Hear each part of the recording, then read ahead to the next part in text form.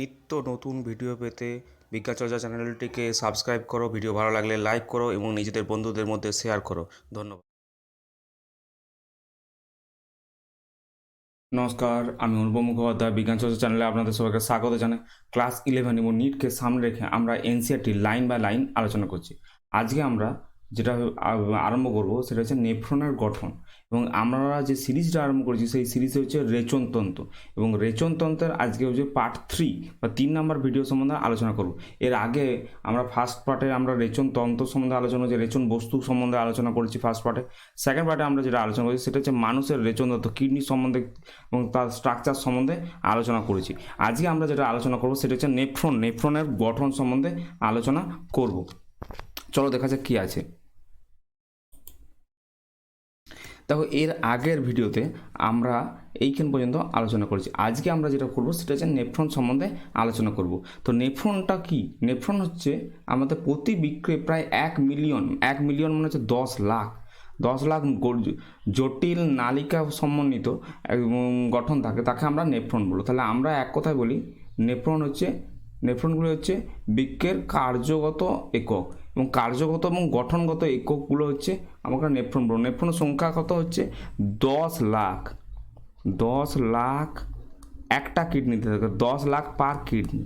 মানে মানুষের ক্ষেত্রে 20 লাখ নেফ্রন থাকে, এবং 20 লাখ নেফ্রন যদি আমরা পরপর যুক্ত করি তাহলে আমাদের সেই দৈর্ঘ্য যেটা পাবো সেটা হচ্ছে 40 মাইল। 40 মাইল দৈর্ঘ্য সৃষ্টি হবে। এবং আমাদের এত নেফ্রন বা তাহলে ভালো জিনিস, এত 20 লাখ নেফ্রন আছে, কিন্তু 20 লাখ নেফ্রন থাকলেও 40 বছর বয়স হওয়ার পর প্রতি 10 বছরে আমাদের 10% করে নেফ্রন কমে যায়। কী বলছি, আরেকবার বলছি, 40 বছর বয়সে হওয়ার পর প্রতি 10 বছরে আমাদের 10% নেফ্রন কিন্তু আমাদের শরীর থেকে কমে যায় বা নষ্ট হয়ে যায়।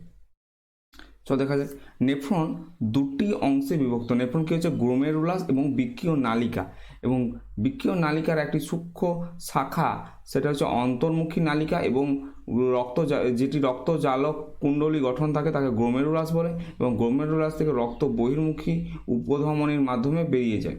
আমরা এগুলো পড়বো, সম্পূর্ণভাবে আলোচনা করব, এবং প্রত্যেকটা পার্ট সম্বন্ধে ডিটেলস, তাদের স্ট্রাকচার, তাদের এপিথেলিয়াম সমস্ত সম্বন্ধে আলোচনা করব। আলোচনা করব।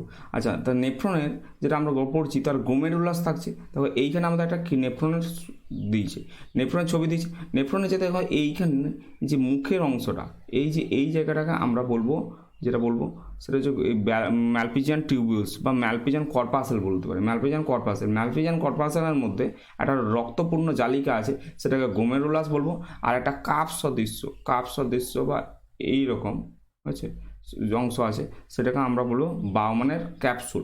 এবং বাকি যেটা অংশ দেখতে পাচ্ছ সেই অংশটা আমাদের আছে, সেটাকে আমরা বলবো বৃক্কীয় নালিকা বলবো। এবং বৃক্কীয় নালিকার কিছু অংশ ভাগ আছে, তো আমরা এগুলো এখানে পড়ে নিই। কী আছে, গ্লোমেরুলাসের মধ্যে দ্বিস্তরীয় কাপযুক্ত একটা গঠন থাকে, তাকে বোম্যান ক্যাপসুল বা বাউম্যানের ক্যাপসুল বলে। বাউম্যানের ক্যাপসুল থেকে বৃক্কীয় নালিকা সৃষ্টি হয়েছে। এবং এই যে নেফ্রনের অবস্থান হয়েছে, আমরা কিডনি যখন গঠন পড়েছি, কিডনি দুটি অংশ পড়েছি, একটা কর্টেক্স এবং একটা হচ্ছে মেডুলা।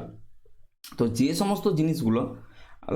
সমস্ত নেফ্রনগুলো কর্টেক্স রিজিয়নে থাকে তাদেরকে বলবো কর্টিক্যাল নেফ্রনের পরিমাণ হচ্ছে প্রায় 85% হচ্ছে কর্টেক্স থাকে। আর তারপরে যেগুলো থাকে এখানে লিখে রাখি, কর্টিক্যাল নেফ্রনের সংখ্যা হচ্ছে নেফ্রন হচ্ছে প্রায় 85%। আচ্ছা, তারপরে হচ্ছে জ্যাক্সা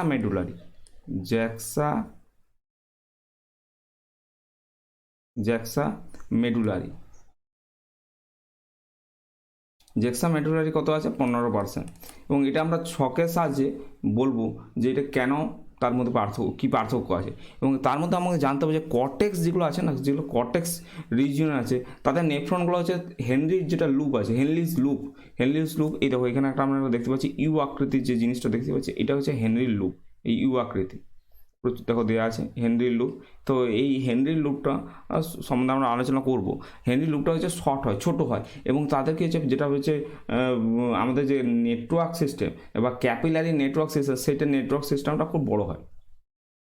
আর এদের ক্ষেত্রে কী হয়, যাদের জ্যাক্সা মেডুলারি আছে, জ্যাক্সা মেডুলারি হচ্ছে হেনরি লুপটা ছোট হয় এবং সেখানে কী হচ্ছে আমাদের যেটা ভাষা রেকটা বড় থাকে এবং ভাষা রেকটার কাজ হচ্ছে কাউন্টার কারেন্ট মেকানিজম। যখন পড়বো তখন আমরা এই সম্বন্ধে জানতে পারবো। চলো তাহলে আমরা প্রথম কর্টিক্যাল নেফ্রন এবং জ্যাক্সা মেডুলারি নেফ্রনের মধ্যে কী পার্থক্য সেটা জানি, তারপর বৃক্কীয় প্রত্যেকটা অংশের সম্বন্ধে জানবো। দেখো এখানে কর্টিক্যাল নেফ্রন এবং তার সঙ্গে জ্যাক্সা মেডুলারি নেফ্রনের পার্থক্য দেওয়া আছে। তো প্রথমে এটা হচ্ছে কর্টিক্যাল নেফ্রন, যেটা কর্টিক্যাল নেফ্রন বেশিরভাগ অংশ বৃক্কের কর্টেক্স অঞ্চল থাকে, বৃক্কের কর্টেক্স অঞ্চলে থাকে। কর্টেক্স অঞ্চল কি হচ্ছে কিডনি, যদি আমরা একটা কিডনি আঁকি, কিডনির কর্টেক্স অঞ্চল হচ্ছে বাইরের দিকের অঞ্চলটা কর্টেক্স অঞ্চল, এই কর্টেক্স বাইরের অংশটা। আর এটা কি হচ্ছে জ্যাক্সা মেডুলারি, জ্যাক্সা মানে জয়েন্ট মেডুলারি, কর্টেক্স এবং মেডুলারির মধ্যে অংশ অবস্থিত আছে, সেই জায়গাটা বলবো আমরা জ্যাক্সা মেডুলারি নেফ্রন। এবং এদের কী হচ্ছে কর্টিক্যাল যারা নেফ্রন আছে, কর্টিক্যাল নেফ্রন হচ্ছে বহি কর্টেক্সে অবস্থিত, আর জ্যাক্সা মেডুলারি নেফ্রন হচ্ছে যেটা হচ্ছে আমরা অন্ত কর্টেক্সে অবস্থিত। কর্টিক্যাল যেটা নেফ্রন হয় তাদের হচ্ছে কি হেনরির লুপটা ক্ষুদ্রাকার ছোট থাকে, আর যেটা জ্যাক্সা মেডুলারি থাকে তাদের লম্বা, যেহেতু বড় জায়গায় পাচ্ছে। আর এদের ক্ষেত্রে কর্টিক্যাল নেফ্রনের কাজ হচ্ছে কিন্তু ভাষার রেকটা দেখতে পাওয়া যায় না, আর এদের ক্ষেত্রে ভাষার রেকটা দেখতে পাওয়া যায়। ভাষার রেকটার প্রধান কাজ হচ্ছে আমরা কাউন্টার কারেন্ট মেকানিজম যখন পড়বো, মূত্রটা কীভাবে গাঢ় হচ্ছে, তখন কাউন্টার কারেন্ট মেকানিজমে আমরা ভাষার রেকটার কথা আলোচনা করব। ভাষার রেকটা হচ্ছে এইটাতে জ্যাক্সা মেডুলারি থাকে আর এদের থাকে না।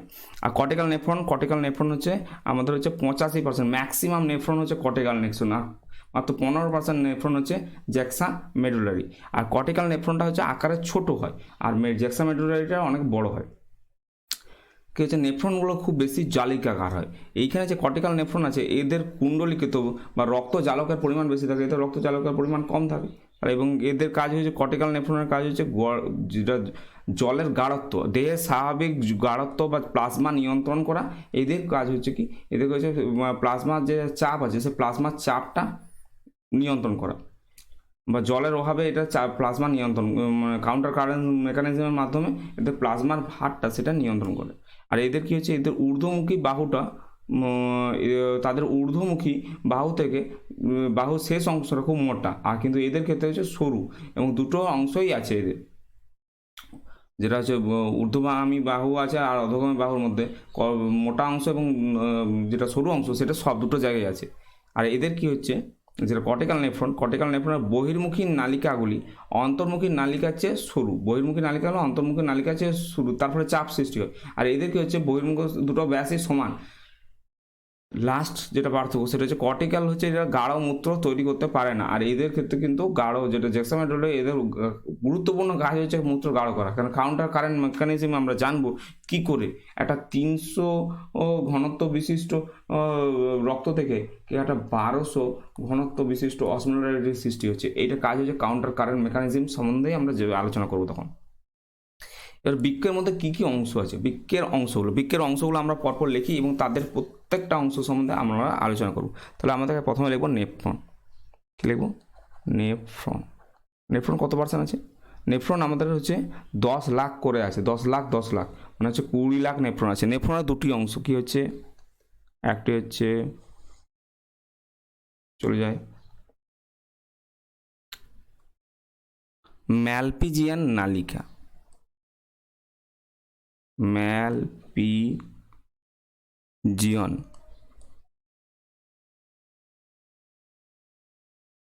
জিয়ান নালিকা বা কোনা, এটা কোনা বলি। আচ্ছা, আর এইদিকে আছে বৃক্কীয় নালিকা,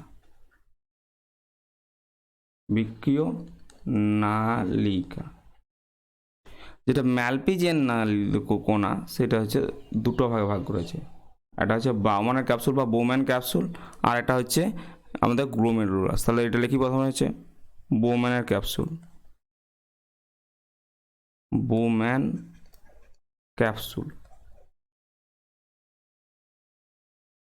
আর এটা হচ্ছে গ্লোমেরুলাস। আমরা প্রত্যেকটা অংশ সম্বন্ধে আলোচনা করব। গ্লোমেরুলাস। আর বোম্যান ক্যাপসুলের আবার দুটো ভাগে অংশ দেখতে পাওয়া যায়। কী কী অংশ দেখতে পাওয়া যায়? একটা হচ্ছে প্যারাইটাল প্যারাইটাল অংশ, আর একটা হচ্ছে ভিসেরাল অংশ। আছে, তাহলে প্রথমে লেখে প্যারাইটাল অংশ, এখানে PARIETAL প্যারাইটাল লেয়ার, আর এটা হচ্ছে ভিসেরাল লেয়ার। ভিসেরাল মানে হচ্ছে ভিতরে, আমরা সব আলোচনা করব। রাল লেয়ার, ঠিক আছে।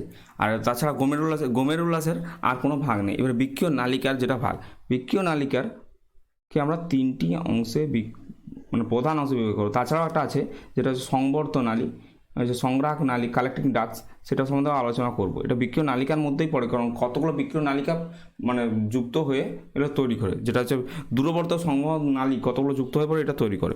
এবং এখানে কি হচ্ছে, প্রথমে হচ্ছে পরাবর্ত, সংবর্ত নালিকা, সংবর্ত নালিকা। মাঝে হচ্ছে হেনরি লুপ, এখানে হেনলি আবিষ্কার করেছে, হেনরিজ লুপ, যেটা বলবো। আর এটা হচ্ছে দূর সংবর্ত নালিকা, দূর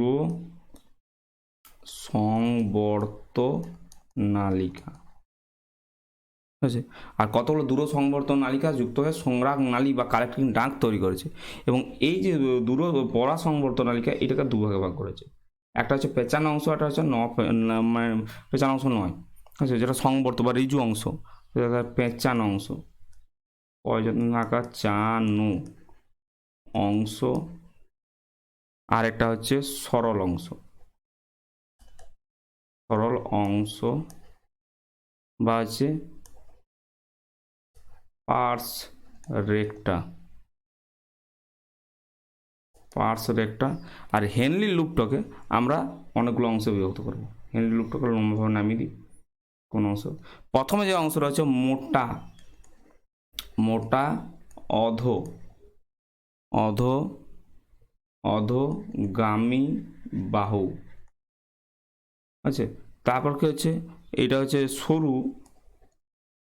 অধোগামী বাহু। তারপর কি হচ্ছে, সরু ঊর্ধ্বগামী বাহু,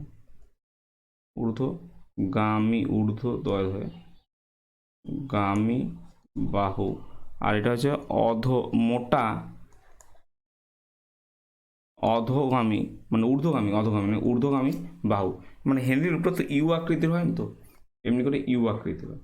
তাহলে প্রথমে অংশ যেটা পাচ্ছি সেটা মোটা ঊর্ধ্বগামী, মানে অধোগামী বাহু, নিজ দিকে নামছে, তারপর সরু হয়ে যাচ্ছে, তাহলে সেটা হচ্ছে সরু অর্ধগামী বাহু, নিজ দিকে নামছে অধ। তারপর কি হচ্ছে, এটা হচ্ছে হেনরি লুপটা উপর দিকে উঠছে, উপর দিকে যখন হচ্ছে সরু আছে ঊর্ধ্বগামী বাহু, ঊর্ধ্বগামী হলো। আর তারপর যখন এটা হচ্ছে যখন দূরবর্ত সংবহন নালিকার সাথে যুক্ত হচ্ছে, সময় মোটা হয়ে যাচ্ছে, সেটা হচ্ছে মোটা ঊর্ধ্বগামী বাহু। আর দূরবর্ত সংবহন নালিকাটা দুটো অংশ আবার বিভক্ত, একটা হচ্ছে পেঁচানো অংশ, আর তারপর এটা হচ্ছে এটা সংগ্রাহক নালী। খুব ইম্পর্টেন্ট জিনিস সংগ্রাহক নালী, কারণ এইখানে আমাদের এডিএইচ হরমোনের উপর কাজ হয়, এডিএইচ হরমোন। তো এগুলো আমরা জানলাম। এর প্রত্যেকটা অংশ সম্বন্ধে আমরা অল্প ভাবে জানবো। প্রথম আছে বাউম্যান ক্যাপসুল বলছি। এটা হচ্ছে ব্রিটিশ বিজ্ঞানী হচ্ছে স্যার উইলিয়াম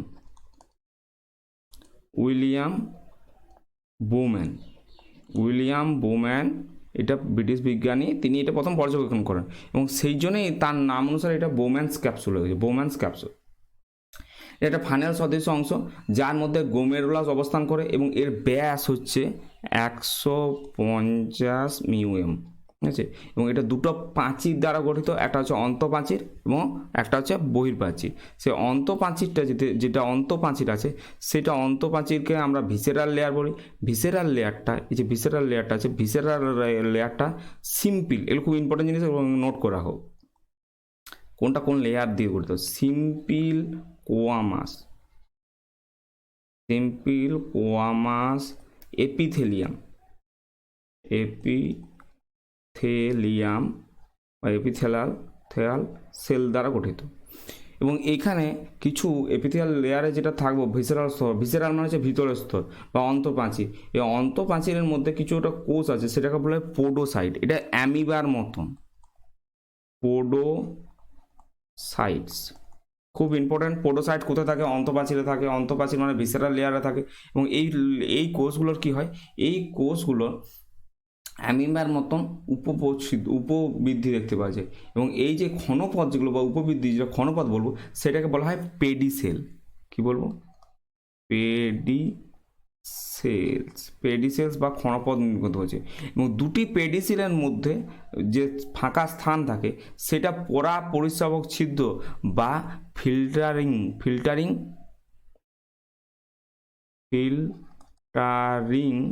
হচ্ছে স্লিট বা ফিল্টারিং পোর্ট নিয়ে গঠিত। এবং এইখানে তিনটা লেয়ার তৈরি হয়েছে। প্রথমে হচ্ছে এন্ডো লেয়ার, তিনটা লেয়ার দিয়ে তৈরি। একটা হচ্ছে যে এই যে ছিদ্রটা যেটা তৈরি হয়েছে সেটা তিনটা লেয়ার দিয়ে তৈরি। একটা হচ্ছে ইনার এন্ডোথিলাল,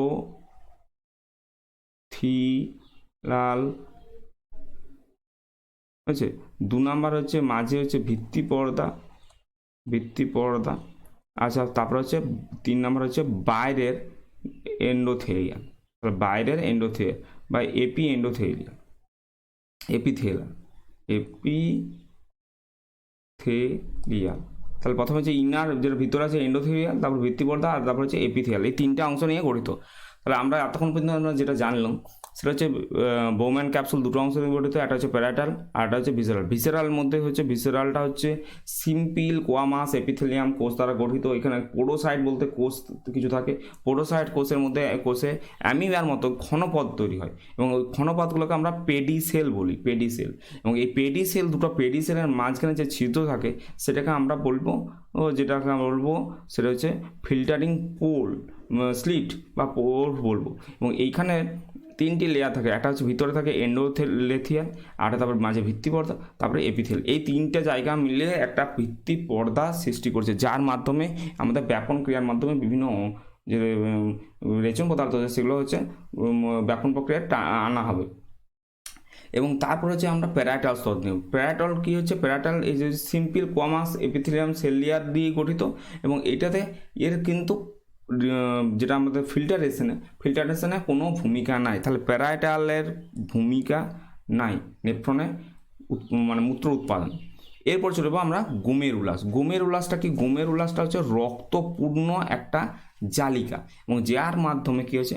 কতগুলো নালী ঢুকেছে, অন্তর্মুখী নালিকা এবং বহির্মুখী নালিকা দ্বারা গঠিত। এর আগে আমরা একটা বলে রাখি, যেটা আমরা অন্তঃপ্রাচীরে বললাম না, যেটা আমরা পোডোসাইট বললাম, পোডোসাইট 8টা বৈশিষ্ট্য আছে। পোডোসাইট কি হচ্ছে? এই যে পোরটা যেহেতু থাকে, পোরটা খুব কম হয়, তার জন্য কি হচ্ছে, যেটা বড় মলিকুল যেমন হিমোগ্লোবিন বা আরবিসি, যেটা আরবিসি আছে, প্লেটলেট আছে, এদিকে কিন্তু মূত্রে গোমেরুলাস ফিল্টারেশনের মধ্যে ঢুকতে দেয় না, কারণ কি ওই ছিদ্রটার মধ্যে তারা প্রবেশ করতে পারে না। এবং তাছাড়া এইখানে যে তাদের ফুডগুলো থাকে, যেগুলো প্রবর্তকগুলো থাকে, পেডিসেলগুলো, সেগুলো হচ্ছে নেগেটিভ চার্জযুক্ত হয়। এটা গাইকোক্যালিক্স কোড দ্বারা গঠিত। তাহলে নেগেটিভ চার্জযুক্ত হওয়ার জন্য তারা পজিটিভ যেগুলো নেগেটিভ যেগুলো আয়ন আছে সেই আয়নগুলো আসতে পারে না। পজিটিভ আয়নগুলোকেও তারা আটকে নেয়, যাতে তারা গোমেরুলাস ফিল্টারেশনের মধ্যে না প্রবেশ করতে পারে। ঠিক আছে? এবং এদের মধ্যে কিন্তু আমাদের এই জন্যই হচ্ছে আমাদের অ্যালবুমিন প্রোটিন কিন্তু মূত্রের মাধ্যমে বেরোতে পারে না, কারণ প্রোটিনগুলোকে এই স্প্লিটের মধ্যে দিয়ে বেরোতে পারে না, তারা বড় মলিকুলস বলে। এরপর আমরা দেখব যেটা গোমেরুলাসের মধ্যে আলোচনা, সেই গোমেরুলাস আলোচনাতে ফিরে যায়। গোমেরুলাসের 2 রকমের আমাদের নালিকা আছে। একটা হচ্ছে অন্তর্মুখী নালিকা, ঠিক আছে? গোমেরুলাসের মধ্যে কি হচ্ছে? অন্তর্মুখী নালিকা বা এফারেন্ট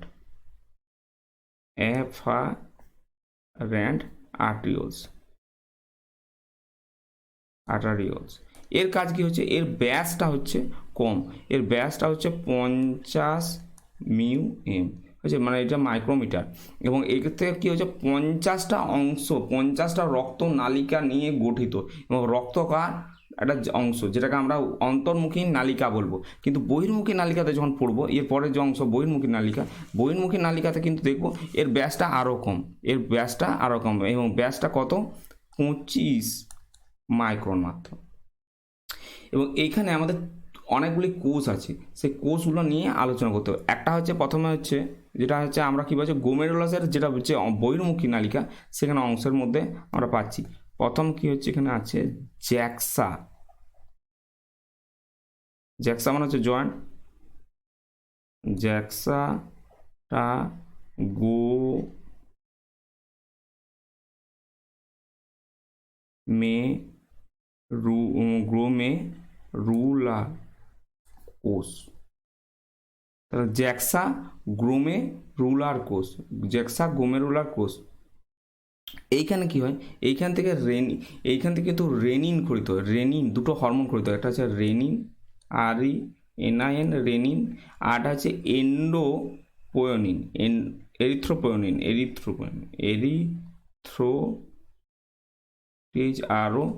পোয়োনিন,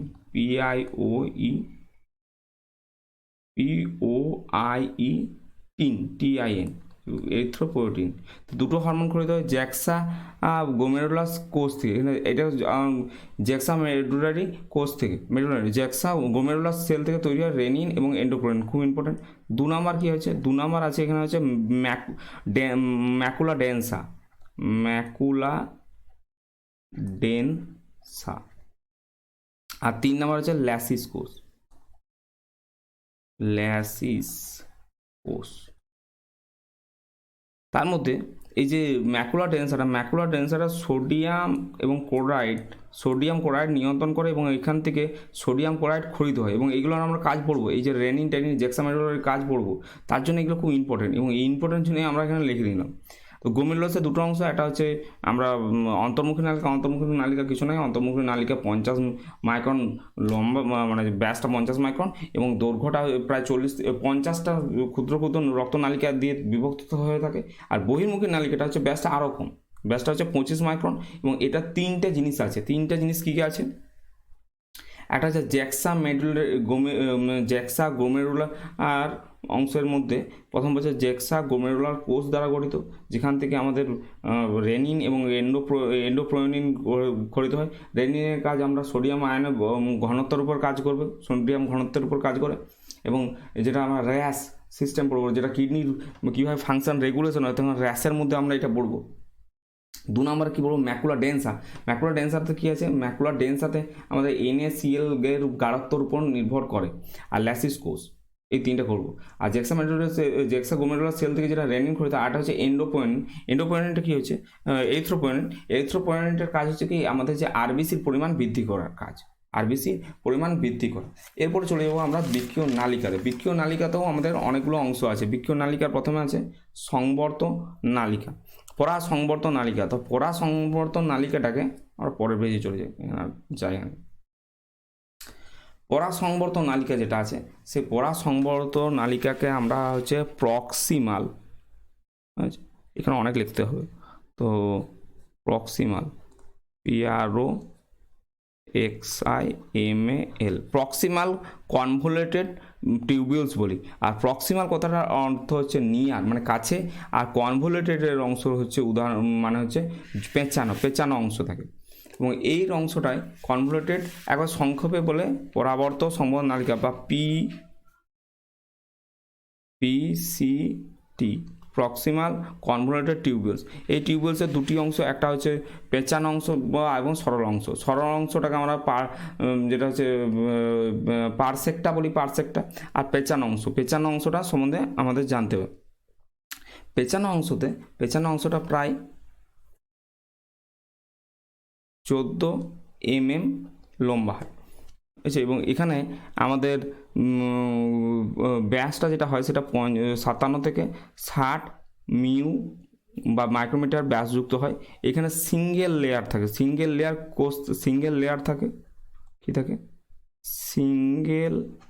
লেয়ার কিউবয়েডাল বা ঘনকাকার কোষ থাকে, কিউবয়েডাল সেল। কিডনির ক্ষেত্রে এই লেয়ারগুলোর মধ্যে জানতে হবে, হয়েছে, সিঙ্গেল লেয়ার কিউবয়েডাল সেল বা ঘনকাকার কোষ বৈশিষ্ট্য দেখতে পাওয়া যায়। এবং এইখানে কী হয়, সিলেক্টিভ রিঅ্যাবজর্পশন, সিলেক্টিভ, এটা পরবর্তীকালে আমরা এগুলো পড়বো, তার জন্য আমাদের লেয়ারগুলো জানতে হবে এবং এদের কাজগুলো। সিলেক্টিভ রিঅ্যাবজর্পশন,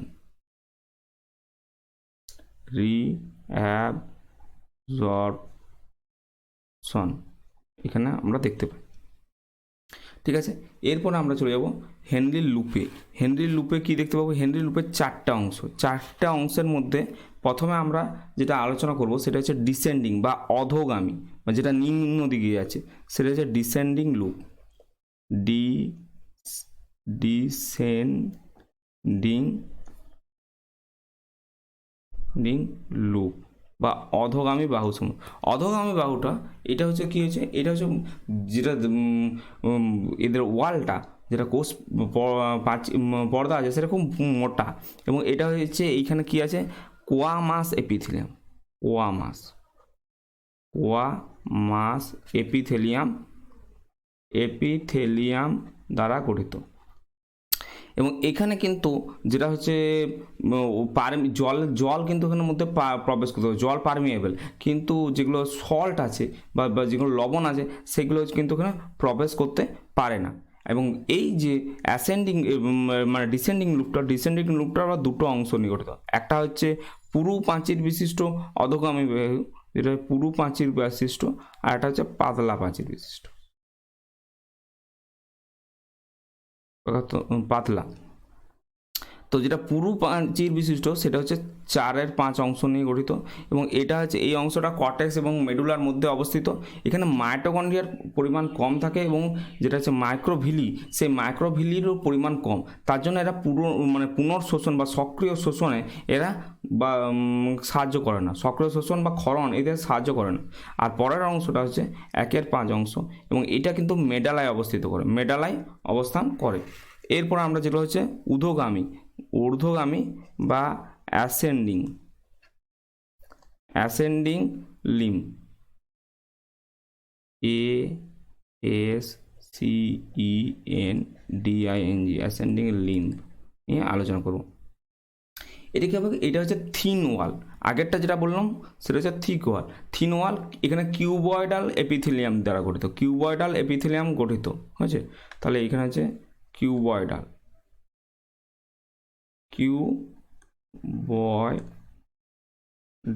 এপিথেলিয়াম দ্বারা গঠিত।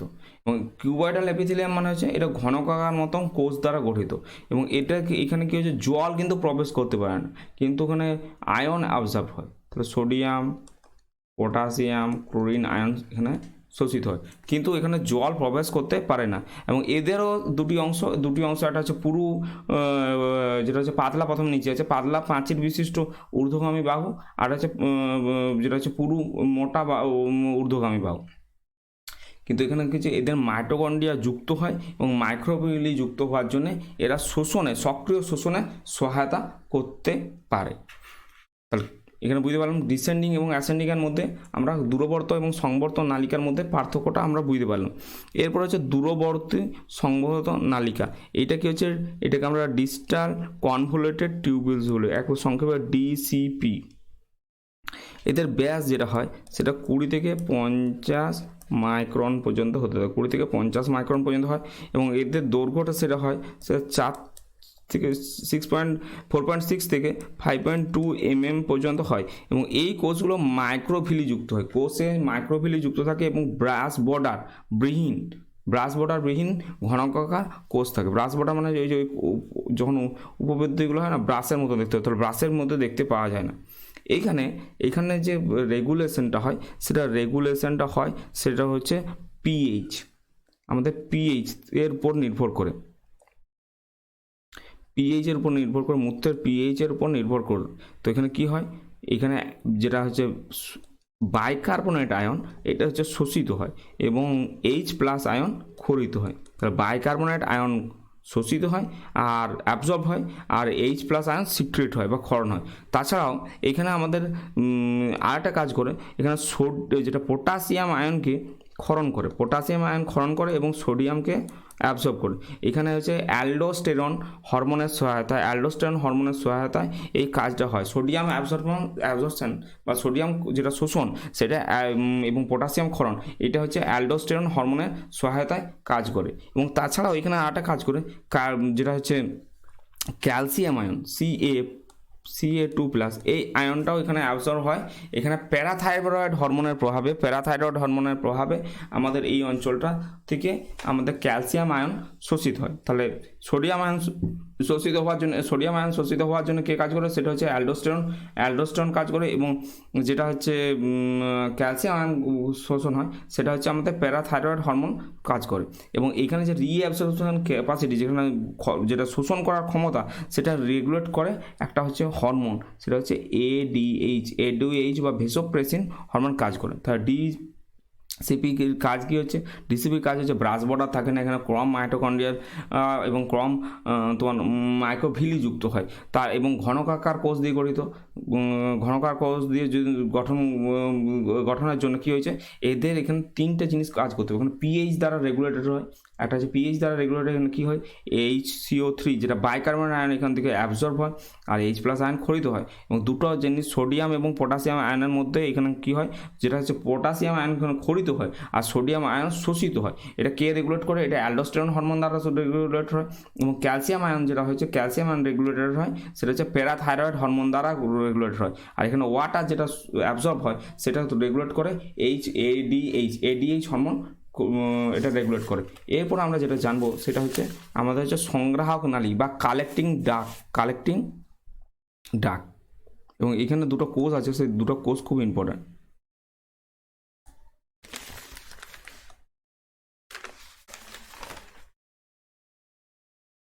কালেক্টিং ডাক বা সংগ্রাহক নালী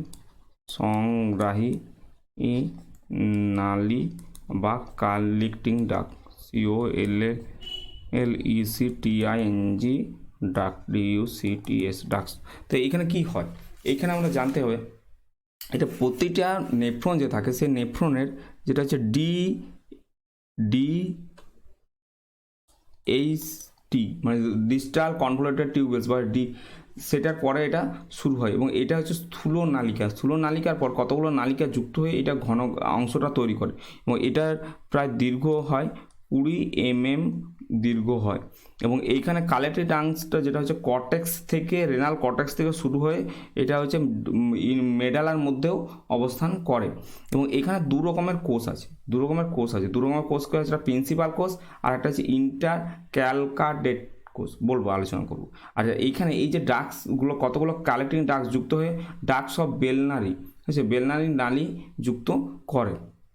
তাহলে প্রথমে করে নিই, এখানে দু রকমের সেল আছে। তাহলে এপিথেলিয়াম সেল হচ্ছে একটা principal cell, PRINCIPLE,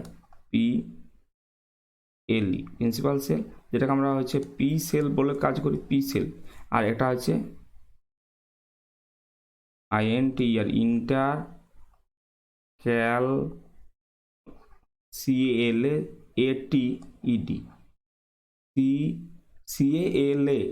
CALATED, ক্যালাটেড sell, যেটাকে আমরা বলবো আই সেল। ক্যালাটেড সেল। এবং এদের কিছু কাজ আছে, পার্থক্য, যেটা হচ্ছে লম্বা কোষগুলো হয় সেগুলো হচ্ছে পি সেল বা প্রিন্সিপাল কোষ থাকে। এতে কিছু অঙ্গাণু থাকে, যার ফলে এটা হচ্ছে সোডিয়াম অ্যাবজর্পশনের মধ্যে কাজ করে, সোডিয়াম অ্যাবজর্পশন। আর এদের কি হচ্ছে আই সেলের পরিমাণ কম থাকে।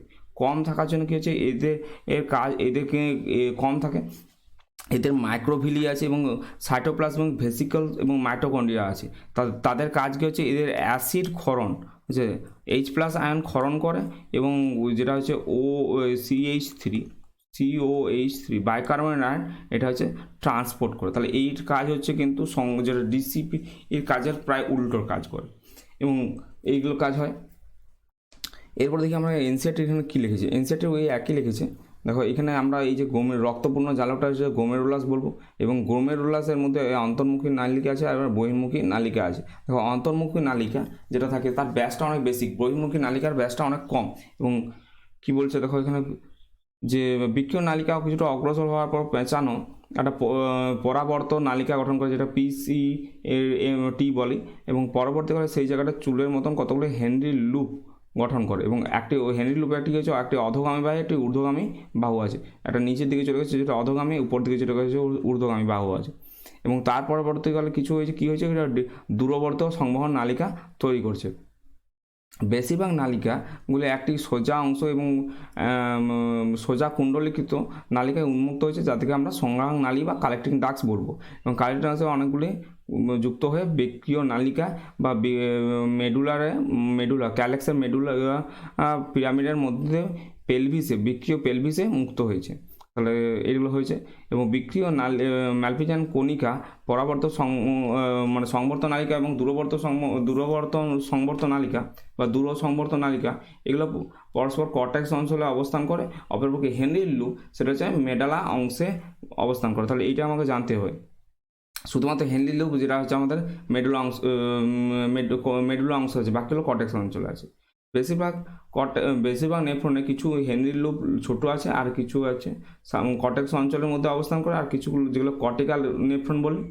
তাহলে আমরা বুঝলাম। আর কিছু কিছু নেফ্রন রয়েছে হেনরি লুপটা খুব ভিতরে প্রবেশ করেছে, তাদেরকে বলে জ্যাক্সা মেডুলারি নেফ্রন।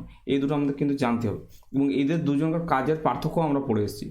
বহির্মুখী উপনালিকার গ্লোমেরুলাস থেকে বের হওয়ার পর যেটা হচ্ছে আমরা বৃক্কীয় নালিকার অন্তর্মুখে সূক্ষ্ম জালিকাকার গঠন তৈরি করে, যাকে পেরিটিউবুলার ক্যাপিলারি বলা হয়। এবং এদের হচ্ছে জালিকাকার অংশে যে গঠন হয় তাকে ক্ষুদ্র রক্তবাহ হেনরি লুপের সমান্তরালে ইউ আকৃতির ভাষা রেক্টা তৈরি করেছে। খুব ইম্পর্টেন্ট ভাষা রেক্টা, কাউন্টার কারণ মেকানিজম আমরা জানবো।